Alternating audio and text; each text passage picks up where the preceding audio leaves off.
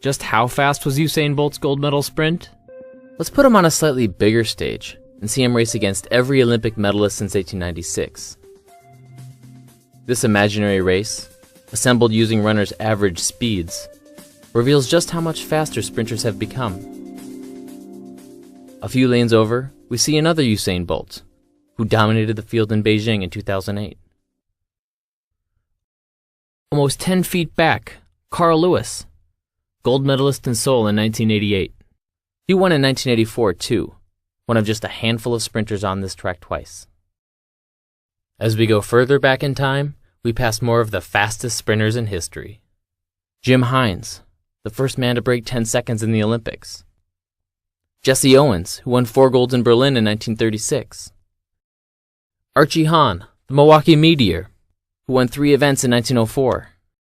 And finally, near the end of this track, we have Tom Burke, who won in Athens in 1896. His time, 12 seconds, puts him more than 60 feet behind today's winner. So what can we take away from this picture? For one, a lot of these sprinters are from the US. Although Americans have had a rivalry with British sprinters, and, more recently, Caribbean athletes, nearly half of these runners are Americans. But we can also see that glory is fleeting. Repeat performances are rare. There's been a new winner on the podium in all but 3 Olympics.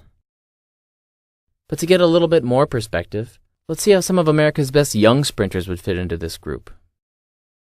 Here are the fastest kids at the 100-meter dash at different ages, as recorded by the Amateur Athletic Association.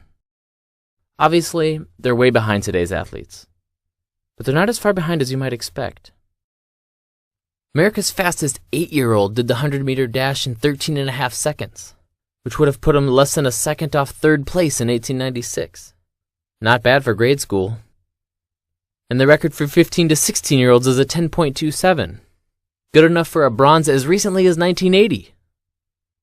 Still, it's not like those Olympians were slow. Despite more than a century of improvements in nutrition, fitness, footwear, and track surfaces, the difference between today's athletes and the fastest humans of the 19th century? Just about 3 seconds.